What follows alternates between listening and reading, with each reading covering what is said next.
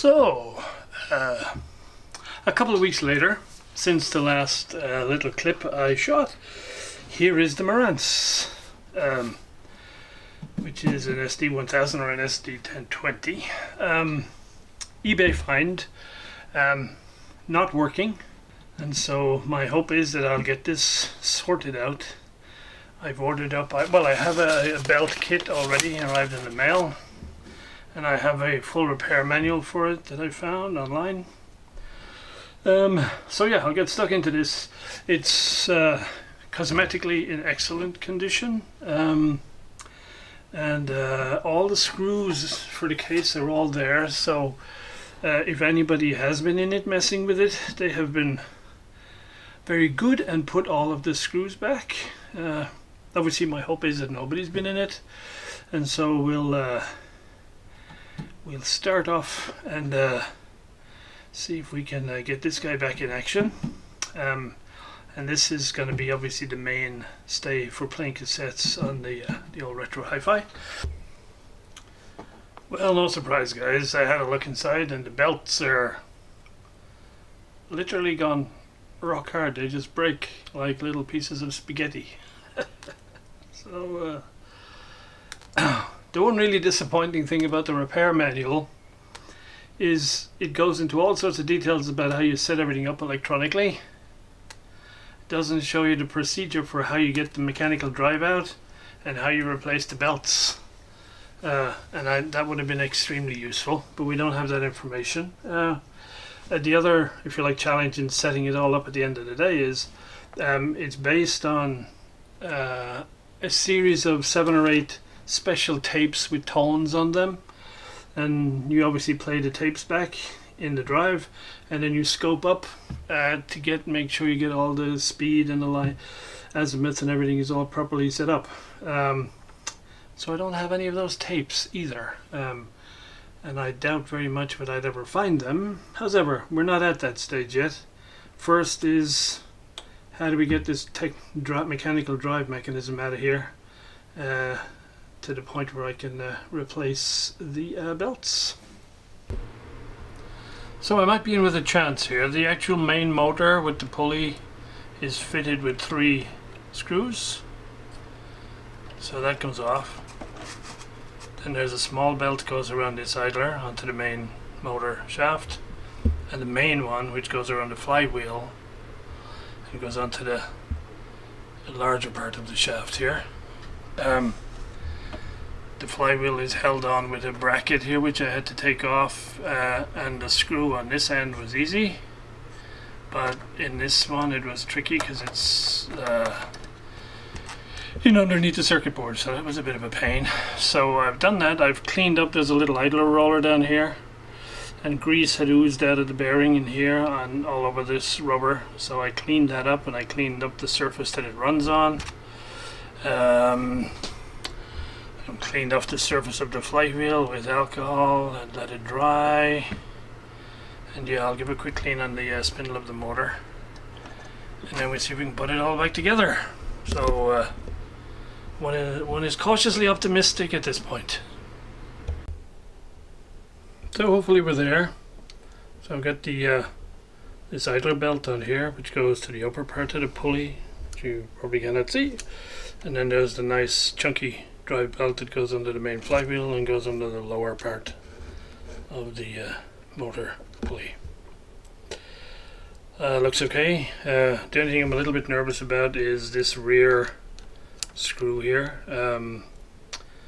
So I'll put some Loctite on it, because it's really difficult to get a good turn on it to make sure it's nice and tight. But I think we're okay. So, as you can probably see, this is really clean inside, so I think it's been in a reasonably benign environment. It doesn't look to have been touched at all so far. So, if I'm very lucky, all it needs doing here is the belt replacement.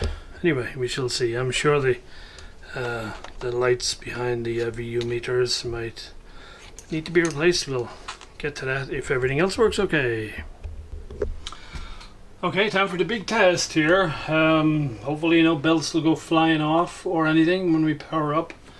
So we're connected up to the supply.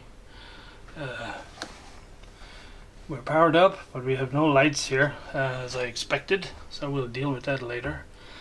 Okay, big test, here we go. It's plugged into my bench amp.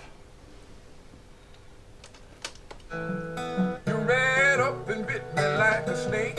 Hooray, hooray! And I wasn't ready to let go and let all my feelings show. So the VU meters work. Okay, we don't want any copyright strikes. So, okay, this thing is looking good. I'm going to let this play for a while, and then we'll have a look at backlights for the VU meters. Yeah, this is a nice find. Yeah. So replacing the backlights for the VU meters looks like it's going to be a lot more complicated process. There's a circuit board soldered across the back of both, with the little LED for record in the middle. But these are glued to the front plate here, and it looks like the open mechanism is sort of sellotaped or taped onto this frame. And so when you cut the tape all around, you can lift up the mechanism, which is now completely exposed, of course, and you can see what looks like a little neon running across the bottom there, and it looks in this case to be a green color. And so yeah, I need to go and check up some voltages and things and see what we might put in that would replace that. Interestingly, all the pictures I've seen online, the light from the VU meters is just a regular, normal yellow color. But I don't see how that can be just a regular yellow color. That looks like it's green or blue. Hopefully green, because I'm not a huge fan of blue. We're going to do a little bit of research and see what we're going to do to replace these guys. Okay guys, so another little snag with how these VU meters are lit up. Here's the diagram I have, which shows against this secondary here, which comes off and goes to the board, and it says 7.9 volts AC. And we go straight around, and here's our two little bulbs here. Oops, excuse me. 1, 2. As you can see, they're in parallel.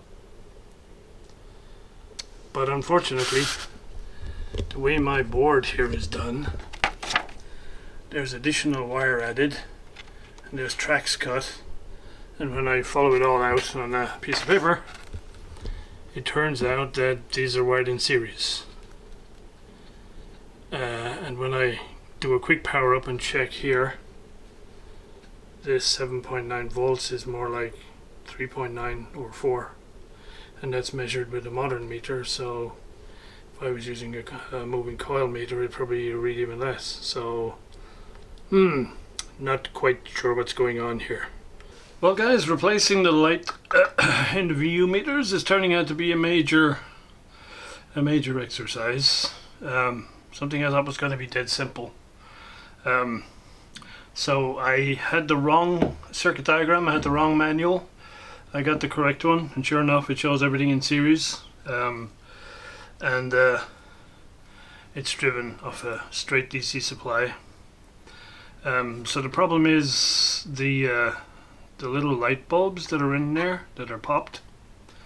I thought, well, I'm not going to find anything like that around anywhere, so we'll go with some small LEDs. And so I did some calculation, found out what sort of series resistor would need to go in the supply, and fitted it on the board, and I went to fit one of these LEDs across each of these terminals inside the VU meter, and there is insufficient room. The space, when you close this down, the space between the front of the mechanism and the actual dial glass is just about exactly the thickness of this little bulb. And my smallest LED is somewhat significantly thicker, so you can't close it down. If I'm sticking with LEDs, it's probably going to have to be some sort of surface mount thing. which I'll have to go and research and look up and see if there's something appropriate. Or if I want to do the MacGyver approach, I might try and sand down opposite sides of this LED to see if I can get it thin enough that when I fit it, you can close this down. And so, since I have these to hand, I'll have a go at that first. So here we go. I've sanded the LEDs on both sides to get them flat on both sides, and so it closes down now. So we're gonna fire this up and see what happens. Well, I think we're there. I got my knickers in a bit of a twist over the polarity of the LEDs, so I had to take it off again and change one of them around. Sort of a momentary lapse of concentration. But I think it looks pretty good. It's a nice, warm, light, subtle type effect. I think it'll look nice in the dark room when I'm playing it connected up to HiFi. Well, there we go, all back together and working nicely. So I think we'll call this a wrap. I'll do a little bit of polishing, cosmetics on the case. Whatever the sticky tape is here, it's been there for years and years and years because it's rock hard, so we'll go easy so we don't go scratching the surface. So this will get installed upstairs in my HiFi. I'm very pleased with it as well, especially since it was a bargain price on eBay because it didn't work. Here we go. Alright guys, I hope you find this interesting, and as I say, here's a handy tip. If you ever encounter this situation again, you can sand flat the two surfaces of the LED so it'll fit in a nice narrow space. Okay, more to come soon.